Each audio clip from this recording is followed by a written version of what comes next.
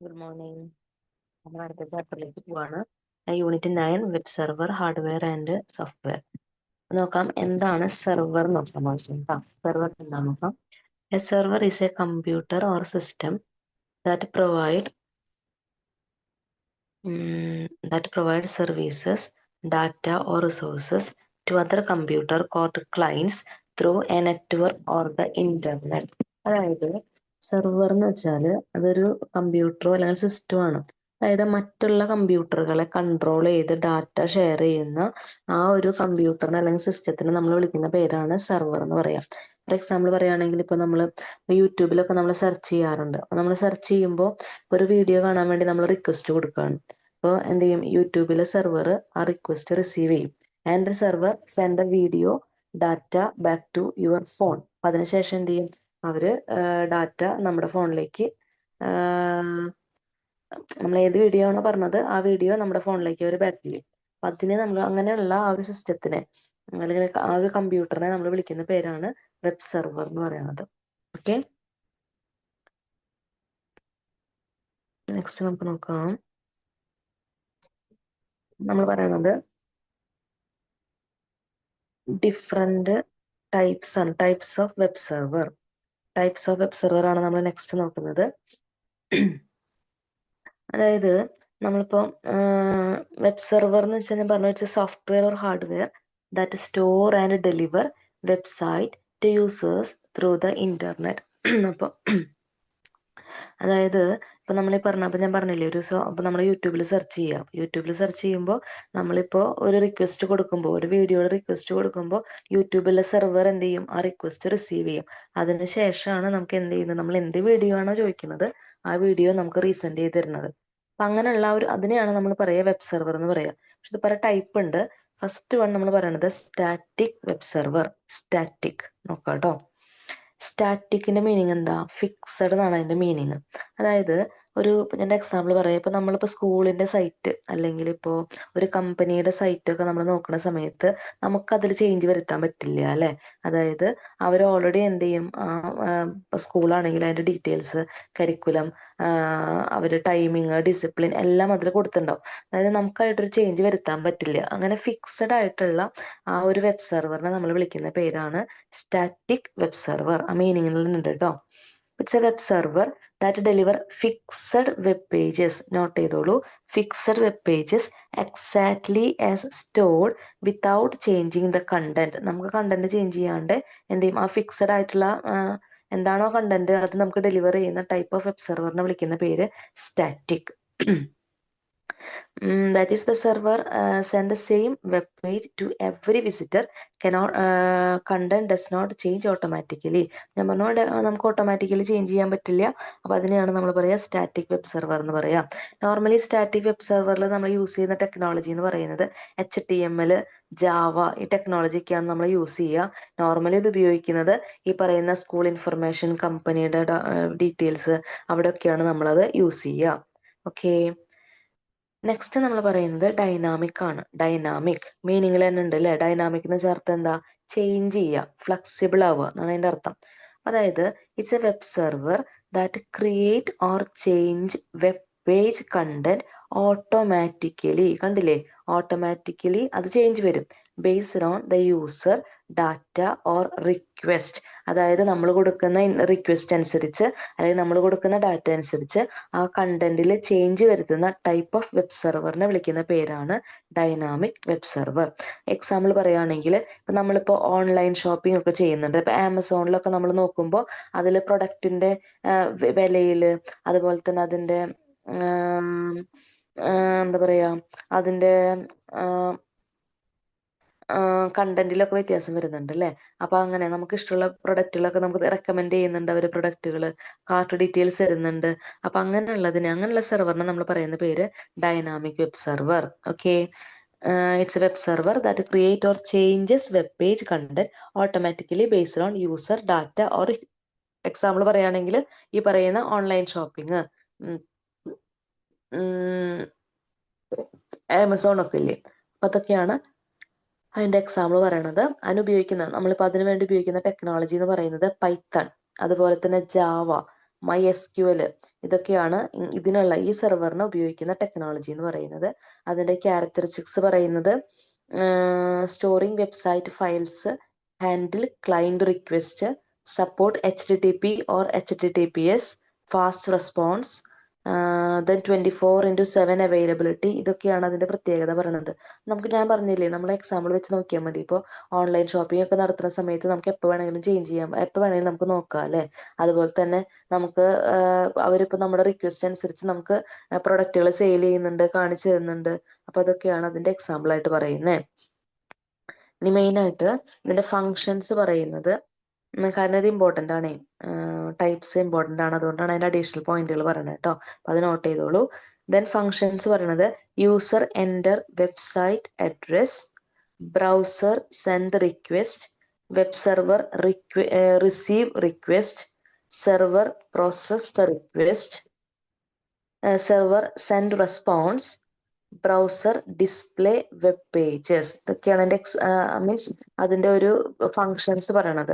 നമ്മളിപ്പോ യൂട്യൂബിൽ റിക്വസ്റ്റ് കൊടുക്കുമ്പോൾ നോക്കിയേ, നമ്മൾ ആദ്യം റിക്വസ്റ്റ് കൊടുക്കും, വെബ്സൈറ്റ് അഡ്രസ് ആയിരിക്കും, റിക്വസ്റ്റ് കൊടുക്കും, വെബ് സെർവർ ആ റിക്വസ്റ്റ് റിസീവ് ചെയ്യും, ദെൻ അത് പ്രോസസ് ചെയ്യും, ദെൻ സെർവർ സെൻഡ് റെസ്പോൺസ്, നമ്മൾ എന്താണോ ചോദിച്ചത് അത് അവർ നമുക്ക് സെൻഡ് ചെയ്ത് തരും, then browser displays web page, നമുക്ക് എന്ത് ചെയ്യും, അതിന്റെ കണ്ടന്റ് കാണാനായിട്ട് സാധിക്കും. ഇതാണ് ഡൈനാമിക് വെബ് സെർവർ എന്ന് പറയുന്നത്.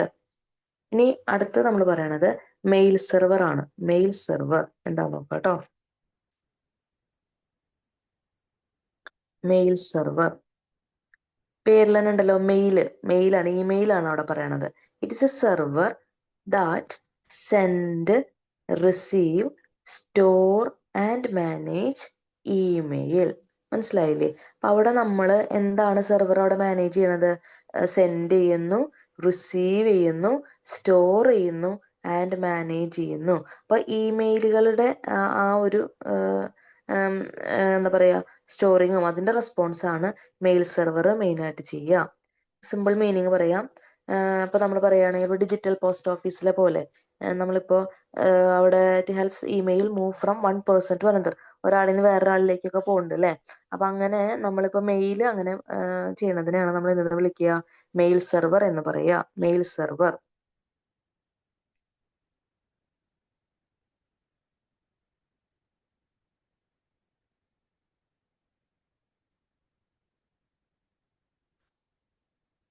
ഇപ്പൊ നമ്മളിപ്പോ എന്താ പറയാ, നമ്മളിപ്പോ മെയിലൊക്കെ ചെയ്യുന്ന സമയത്ത് അത് മെയിൽ റിസീവ് ചെയ്ത് ആ മെയിലിന് അത് നോക്കി അതിന് നമുക്ക് റെസ്പോണ്ട് തരുന്നുണ്ട് അല്ലെ.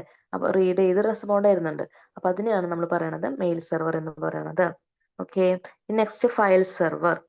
It is a computer and storage device dedicated to storing files. പേരിൽ തന്നെ ഉണ്ടല്ലോ, ഫയല് സ്റ്റോർ ചെയ്യുന്നതാണ് ഫയൽ സെർവർ എന്ന് പറയുന്നത്. ഇനി പ്രിന്റ് സെർവർ ഉണ്ട്. അതായത് നമ്മളിപ്പോ നെറ്റ്വർക്കിൽ ഇപ്പൊ എന്താ പറയാ, സിസ്റ്റംസ് ഉണ്ടാവും. അപ്പൊ അതിലൊരു സിസ്റ്റത്തിലാവും പ്രിന്റർ കണക്ട് ചെയ്തിട്ടുണ്ടാവുക. അപ്പൊ അവരെന്ത് ചെയ്യും, അത് ആക്സെപ്റ്റ് ചെയ്തിട്ട് പ്രിന്റ് കൊടുക്കുന്നു. Print server. Database server it's A computer system that processes database queries. Database queries process ചെയ്യുന്ന സെർവറിനെയാണ് ഡാറ്റാബേസ് സെർവർ എന്ന് പറയുന്നത്. ഓക്കെ. നെക്സ്റ്റ് നോക്കാം കേട്ടോ. Characteristics of a web server. ഒരു വെബ് സെർവറിന്റെ ക്യാരക്ടറിസ്റ്റിക്സ് ആണ് പറയുന്നത്. The primary function of a web server is to store, process and deliver web pages to clients. അവർ മെയിൻ ആയിട്ട് എന്താ ചെയ്യുക? വെബ് പേജസ് ക്ലയൻസിന് സ്റ്റോർ ചെയ്യുക, പ്രോസസ് ചെയ്യുക, ഡെലിവർ ചെയ്യുക. അതാണ് അവർ മെയിൻ ആയിട്ട് ചെയ്യുന്നത്. A web server can in general contain one or more website. ഒരു വെബ്സൈറ്റുകൾ ചേർന്നതാണ് വെബ് സെർവർ എന്ന് പറയുന്നത്. It processes incoming network request over HTTP and several other related protocol. അവിടെ നമുക്ക് എന്ത് ചെയ്യാം, ഇൻകമിങ് നെറ്റ്വർക്ക് റിക്വസ്റ്റ് ഒക്കെ നമുക്ക് കിട്ടും. Then the web server process is an example of the client or several model. അപ്പോൾ അതാണ് ക്യാരക്ടറിസ്റ്റിക്സ് പറയുന്നത്.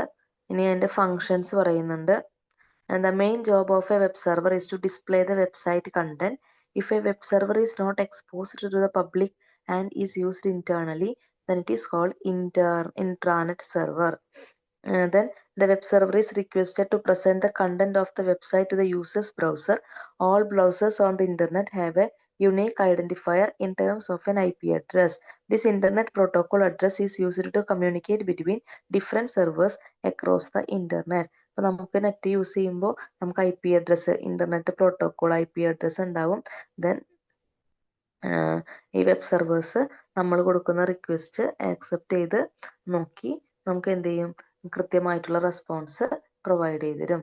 അതാണ് മെയിൻ ആയിട്ടുള്ള അവരുടെ ഫങ്ഷൻ ആയിട്ട് പറയുന്നത്.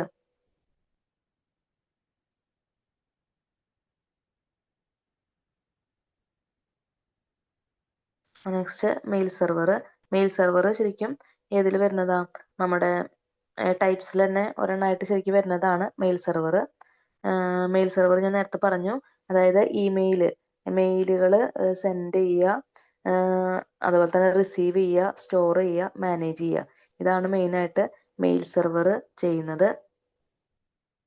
ഞാൻ പറഞ്ഞത് ഡിജിറ്റൽ പോസ്റ്റ് ഓഫീസ് പോലെയാണ് ഫങ്ഷൻ ചെയ്യണമെന്ന് പറഞ്ഞു.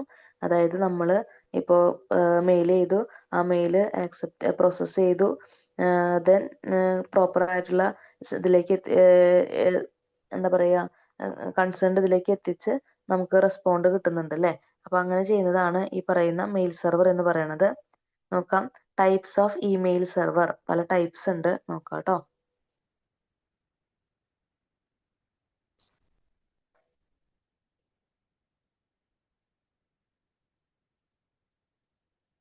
ഒന്ന് SMTP. എന്താണ് SMTP എന്ന് നമുക്ക് നോക്കാം. Normally types of email server രണ്ട് ടൈപ്പാണ്. ഒന്ന് ഔട്ട് ഗോയിങ് ഇമെയിൽ സെർവറും, രണ്ട് ഇൻകമിങ് ഇമെയിൽ സെർവറും. നോക്കാം SMTP എന്താണെന്ന് നോക്കാം കേട്ടോ. Outgoing email server are called SMTP. Outgoing ഇമെയിലിനെയാണ് നമ്മൾ SMTP സെർവർ എന്ന് പറയുക. It stands for simple mail transfer protocol. അതാണ് SMTP, Simple Mail Transfer Protocol. It is a set of communication guidelines that allow software to transit an electronic mail over the internet. അതായത് mail transfer ചെയ്യാൻ വേണ്ടിയിട്ടാണ് ഇത് use ചെയ്യുക. It's a program used for sending message to other computer users based on email address. Email address നോക്കിയിട്ട് എന്ത് ചെയ്യാം, mail മറ്റുള്ളവരിലേക്ക് ആർക്കാണോ അവർക്ക് സെൻഡ് ചെയ്ത് കൊടുക്കാൻ വേണ്ടിയിട്ടുള്ള ഇമെയിൽ സെർവറാണ് SMTP എന്ന് പറയുന്നത്. SMTP.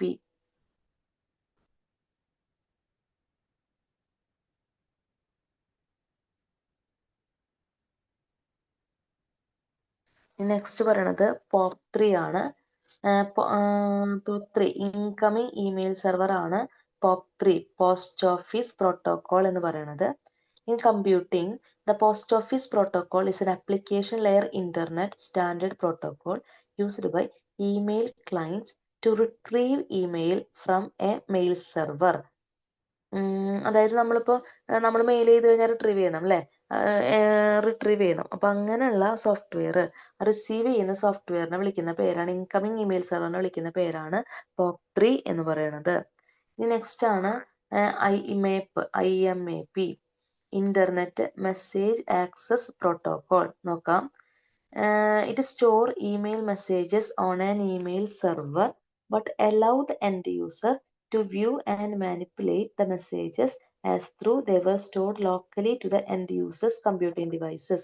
അതായത് ആർക്കാണോ അത് വേണ്ടത്, ആരാണോ അത് എൻഡ് യൂസർ, അവരിലേക്ക് അത് എത്തിക്കുന്ന പ്രോട്ടോകോൾ ആണ് IMAP എന്ന് പറയുന്നത്. ഇമെയിൽ സെർവർ ആണ് IMAP എന്ന് പറയുന്നത്. ഓക്കെ, അപ്പോൾ നമ്മൾ മെയിൽ സെർവറിനെ കുറിച്ചാണ് പറയുന്നത്. അതായത് മെയിൽ സെർവർ എന്താ ചെയ്യുന്നത്, that send, receive, store and manage email. Send ചെയ്യുന്നു, റിസീവ് ചെയ്യുന്നു, സ്റ്റോർ ചെയ്യുന്നു, മാനേജ് ചെയ്യുന്നു. അപ്പൊ അതാണ് ഇമെയിൽ സെർവർ അല്ലെങ്കിൽ മെയിൽ സെർവർ എന്ന് പറയുന്നത്. മെയിൻ ആയിട്ട് രണ്ട് ടൈപ്പാണ്, ഒന്ന് ഔട്ട് ഗോയിങ്ങും രണ്ട് ഇൻകമിങ്ങും. ഔട്ട് ഗോയിങ് ഇമെയിൽ സെർവറിനെ നമ്മൾ വിളിക്കുന്ന പേര് SMTP എന്നാണ്. ദെൻ ഇൻകമിങ് വിളിക്കുന്ന പേര് POP3 എന്നാണ്. ദെൻ ഇത് സ്റ്റോർ ചെയ്ത് കൺസേൺഡ് പേഴ്സൺ, ആരാണോ എൻഡ് യൂസർ, അവരിലേക്ക് എത്തിക്കുന്ന സെർവറിനെ നമ്മൾ വിളിക്കുന്ന പേരാണ് IMAP. ഓക്കെ,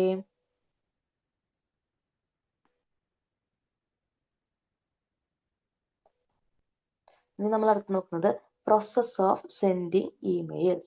അതിന്റെ പ്രോസസ് നോക്കാം കേട്ടോ.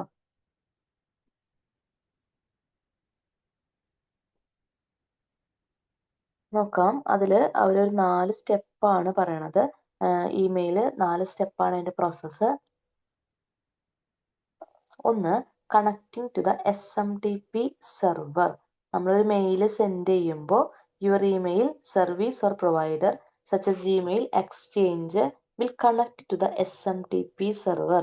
SMTP സെർവറുമായിട്ട് അത് കണക്ട് ചെയ്യണം. അതായത് അവരാണല്ലോ കൊടുക്കുന്നത്. The SMTP server is connected to your domain and has a specific address such as smtp.gatefy.com or smtp.example.com. At this stage, your email service will provide the SMTP server with some important information such as your email address, message body and recipient email address. അപ്പോൾ ആദ്യം നമ്മൾ SMTP ആയിട്ട് connect ചെയ്യണം. Then processing the recipient email domain. റെസിപ്പിയന്റിന്റെ email ഡൊമൈനുമായിട്ട് അത് process ചെയ്യണം. That means after connecting the SMTP server, it will now identify and process the recipient email address. If you are sending an email to someone else in your company that is to the same domain, the message will be directly to the IMAP or POP3 server.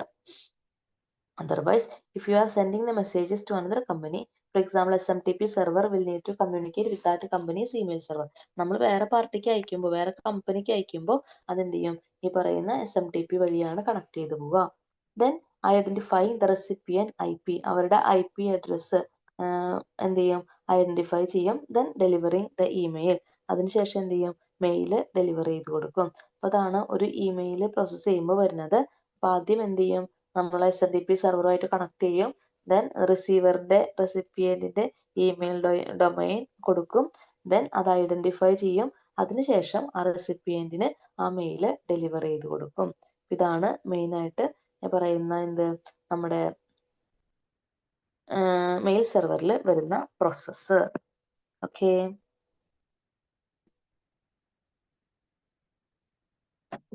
നമ്മൾ അത്രയും കാര്യം നോക്കി.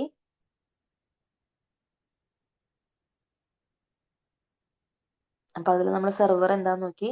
അതായത് ഒരുപാട് ക്ലയൻസിനെ connect ചെയ്യുന്ന ആ ഒരു main സിസ്റ്റത്തിനെയാണ് നമ്മൾ സെർവർ എന്ന് പറയാന്ന് പറഞ്ഞു. ദെൻ പിന്നെ നമ്മൾ പറഞ്ഞു പലതരത്തിലുള്ള സെർവറുകൾ ഉണ്ടെന്ന് പറഞ്ഞു. ഇമ്പോർട്ടൻ്റ് ആണെന്ന് ഞാൻ പറഞ്ഞിട്ടുണ്ടായിരുന്നു. കോൺസ്റ്റന്റ് ആയി ഫിക്സഡ് ആയി നിൽക്കുന്ന സ്റ്റാറ്റിക് ഉണ്ട്. ദെൻ ചേഞ്ചസ് കൊടുക്കുന്ന ഡൈനാമിക് ഉണ്ട്. ഫയലുകൾ സേവ് ചെയ്യുന്ന സ്റ്റോർ ചെയ്യുന്ന ഫയൽ സെർവർ ഉണ്ട്. ദെൻ പ്രിന്റ് പ്രൊവൈഡ് ചെയ്യുന്ന പ്രിന്റ് സെർവർ ഉണ്ട്. ദെൻ ഡാറ്റാബേസിലേക്ക് എന്തെങ്കിലും ക്വറീസ് ഉണ്ടെങ്കിൽ അത് കൊടുക്കുന്ന ഡാറ്റാബേസ് സെർവർ ഉണ്ട്. അതിന്റെ ക്യാരക്ടറിസ്റ്റിക്സ് നമ്മൾ പറഞ്ഞു. ദെൻ പിന്നെ നമ്മൾ നോക്കിയത് മെയിൽ സെർവർ ആണ്. മെയിൽ സെർവർ ഇമെയിലിന് വേണ്ടിയിട്ട് ഹെൽപ്പ് ചെയ്യുന്ന സെർവർ ആണ്. അപ്പൊ അതിന് എന്താ പറയാ, പല ടൈപ്പ് SMTP രണ്ടെണ്ണാണ് മെയിൻ ആയിട്ട്. ഒന്ന് കൊടുക്കുക, ദെൻ ഔട്ട് ഗോയിങ്, രണ്ട് ഇൻകമിങ്. ഔട്ട് ഗോയിങ്ങിന് SMTP എന്ന് പറയും, ഇൻകമിങ്ങിനെ മാനേജ് ചെയ്യുന്നത് POP3 ആന്ന് പറഞ്ഞു. ദെൻ പിന്നെ നമ്മൾ എന്താ പറയാ, സ്റ്റോർ ചെയ്ത് കൺസേൺഡ് റെസിപ്പിയന്റിലേക്ക് എത്തിക്കുന്ന IMAP പറഞ്ഞു. ദെൻ അതിന്റെ പ്രോസസ്സ് എങ്ങനെയാണ് ഇമെയിൽ പ്രോസസ്സ് ചെയ്യുക എന്നുള്ളത് നമ്മളിപ്പോൾ പറഞ്ഞു. അതായത് SMTP സെർവറായിട്ട് കണക്ട് ചെയ്യുന്നു. ദെൻ അതിനുശേഷം റെസിപ്പിയന്റ് ഡൊമൈൻ കൊടുക്കും, പ്രോസസ്സ് ചെയ്യുന്നു. ദെൻ അത് ഏതാണെന്ന് ഐഡന്റിഫൈ ചെയ്യുന്നു. അതിനുശേഷം കൺസേൺഡ് റെസിപ്പിയന്റിലേക്ക് നമ്മൾ എന്ത് ചെയ്യും? മെയിൽ പ്രൊവൈഡ് ചെയ്യുന്നു. ഇതാണ് നമ്മൾ പറഞ്ഞത് കേട്ടോ. നെക്സ്റ്റ് നമ്മൾ പഠിക്കാൻ പോണത് ഓപ്പറേറ്റിംഗ് സിസ്റ്റം. ഓപ്പറേറ്റിംഗ് സിസ്റ്റം നോക്കാം.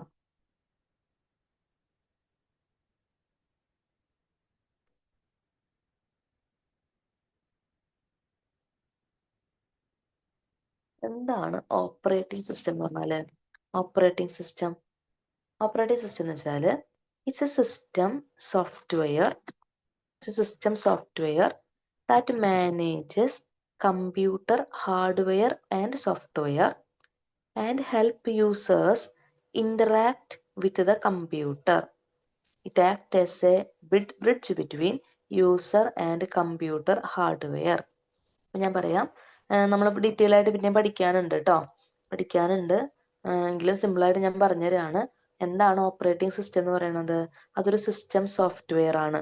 സിസ്റ്റത്തിന്റെ ഉള്ളിലുള്ള ഒരു സോഫ്റ്റ്വെയർ ആണ്. എന്തിനാണ്?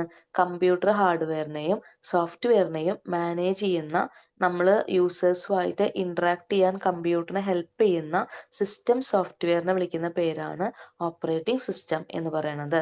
നോർമലി യൂസറും കമ്പ്യൂട്ടർ ഹാർഡ്വെയറും തമ്മിൽ ഉള്ള ആ ഒരു കമ്മ്യൂണിക്കേഷൻ, ആ ഒരു ബ്രിഡ്ജ് അല്ലെങ്കിൽ ആ ഒരു പാലം എന്നൊക്കെ നമ്മൾ പറയില്ലേ, കമ്മ്യൂണിക്കേറ്റ് ചെയ്യാൻ ഹെൽപ്പ് ചെയ്യുന്ന സോഫ്റ്റ്വെയറിനെ നമ്മൾ വിളിക്കുന്ന പേരാണ് ഓപ്പറേറ്റിംഗ് സിസ്റ്റം എന്ന് പറയുന്നത്. ഒരു ഓപ്പറേറ്റിംഗ് സിസ്റ്റം ഇല്ലാണ്ട് ഒരു കമ്പ്യൂട്ടറും ഫങ്ഷൻ ചെയ്യാനായിട്ട് പറ്റില്ല. മനസ്സിലായില്ലേ? എല്ലാ കമ്പ്യൂട്ടറിനും എന്ത് ചെയ്യണം? ഒരു ഓപ്പറേറ്റിംഗ് സിസ്റ്റം ഉണ്ടാവണം. അത് ഇപ്പോൾ വെബ് സെർവർ സോഫ്റ്റ്വെയർ ആണെങ്കിൽ അതിന് മാച്ച് ആയിട്ടുള്ള ഓപ്പറേറ്റിംഗ് സിസ്റ്റം ഉണ്ടെങ്കിൽ മാത്രമാണ് നമുക്ക് എന്ത് ചെയ്യാൻ പറ്റുള്ളൂ? ഫങ്ഷൻ ചെയ്യാനായിട്ട് പറ്റുള്ളൂ. അതിനെയാണ് നമ്മൾ ഓപ്പറേറ്റിംഗ് സിസ്റ്റം എന്ന് പറയുന്നത്. Okay. Normally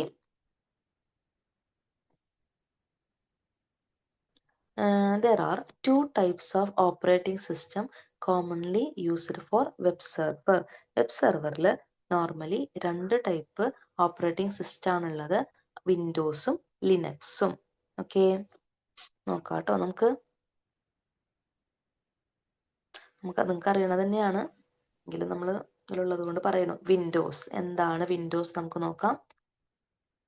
Windows, commonly referred to as Windows, is a group of several proprietary graphical operating system family, all of which are developed and marketed by Microsoft. മൈക്രോസോഫ്റ്റിന്റെ ആണ് വിൻഡോസ് എന്ന് പറയുന്നത്. ഈ വിൻഡോസ് എന്താ പറയുക, ഒരു graphical operating system ഫാമിലിയിലുള്ളതാണ്. അപ്പം അത് develop ചെയ്തത് വിൻഡോസ് ആണ്. The support for traditional ASP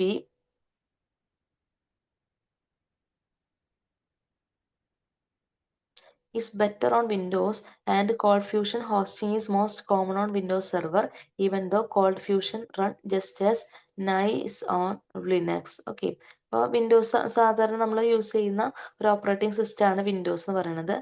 അതിൻ്റെ ഡിഫറൻസ് കൊടുത്തിട്ടുണ്ട് കേട്ടോ, ഡിഫറൻസ് കൊടുത്തിട്ടുണ്ട്. അപ്പോൾ നമുക്ക് ഒന്നും കൂടെ നോക്കാൻ പറ്റും. ദെൻ പിന്നെ ലിനക്സ് ആണ്. Linux is a stable server platform with high security and no threatening virus. അതായത് വിൻഡോസ് ആകുമ്പോൾ അത് ഒന്നും കൂടെ നമുക്ക് ഹാക്ക് ചെയ്യാനും, അതായത് അറ്റാക്കേഴ്സിനെ ഹാക്ക് ചെയ്യാനൊക്കെ പറ്റും. പക്ഷെ ലിനക്സ് ഒന്നും കൂടെ അഡ്വാൻസ്ഡ് വേർഷൻ ആയിട്ടുള്ള ഓപ്പറേറ്റിംഗ് സിസ്റ്റം ആണ്. It is free and does not take as much server resource as Windows, so Linux hosting is cheaper. Linux ആണ് ഒന്നും കൂടെ ചീപ്പർ എന്ന് പറയുന്നു. To provide a good selection of scripting languages, the most common database solution for Linux is MySQL, which also in open source and work great. അപ്പോൾ ആളുകൾ ഇപ്പോൾ use ചെയ്യുന്ന MySQL ഒക്കെ അവർ യൂസ് ചെയ്യുന്നതാണ്. അതൊരു നമ്മുടെ എന്താ പറയുക, ലിനക്സിന്റെ ഒരു ഓപ്പറേറ്റിംഗ് സിസ്റ്റം ആണ്. ഓക്കെ, ഇനി അവര് ഡിഫറൻസ് കൃത്യമായിട്ട് പറയുന്നുണ്ട് കേട്ടോ. നോക്കിക്കഴിഞ്ഞാൽ നമുക്കൊന്നും കൂടെ മനസ്സിലാവും. നോക്കാം.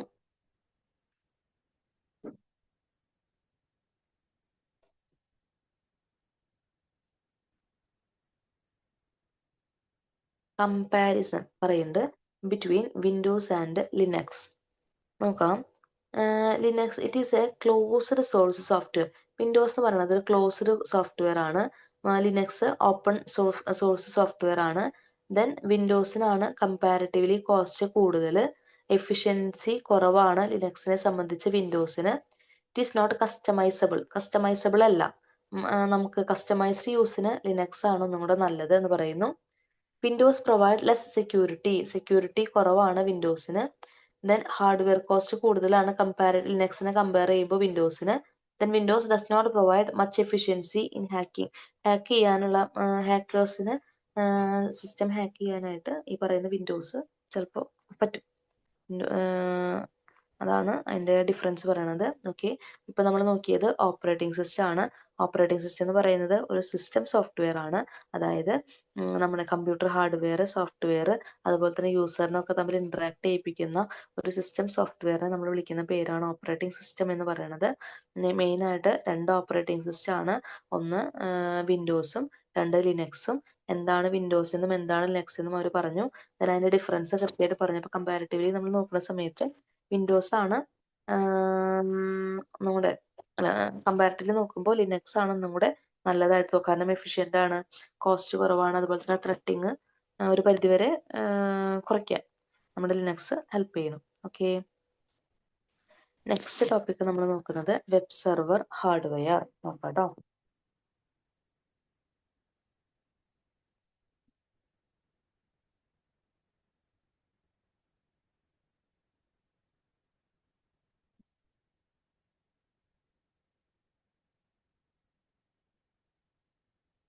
വെബ് സെർവർ ഹാർഡ്വെയർ നോക്കാം.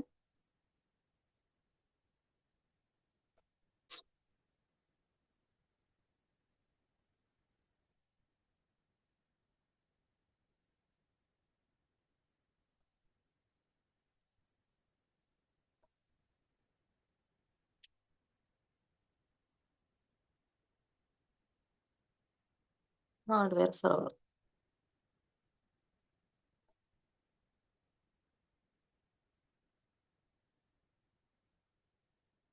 ഹാർഡ്വെയർ സെർവർ എന്ന് പറയുമ്പോൾ it's an actual computer that store the website data and deliver it to site visitors when they demand it by click on the website. ഒരു എക്സാമ്പിൾ പറയാം, അതാവും നല്ലത്. അതായത് ഇപ്പൊ നമ്മളിപ്പോ സ്റ്റുഡൻസ് ഡാറ്റ സ്റ്റോർ ചെയ്യുന്നുണ്ട് അല്ലേ, ഒരിപ്പോൾ ഓഫീസുകളിൽ അല്ല സോറി ഇപ്പോൾ കോളേജുകളിലൊക്കെ കുട്ടികളുടെ ഡാറ്റാസ് ഒക്കെ സ്റ്റോർ ചെയ്യുന്നുണ്ട്. അപ്പോൾ നമ്മൾ ഒരു സിസ്റ്റത്തിൽ സ്റ്റോർ ചെയ്ത് കഴിയുമ്പോൾ ബാക്കി സിസ്റ്റത്തിൽ ബാക്കി കമ്പ്യൂട്ടറിന് എന്ത് ചെയ്യും, അതിൻ്റെ ആക്സസ് കിട്ടും. അങ്ങനെ ഒരു മെയിൻ കമ്പ്യൂട്ടറിൽ നമ്മൾ സ്റ്റോർ ചെയ്തിട്ട് ബാക്കിയുള്ള സിസ്റ്റത്തിലേക്ക് ആക്സസ് കിട്ടുകയാണ്.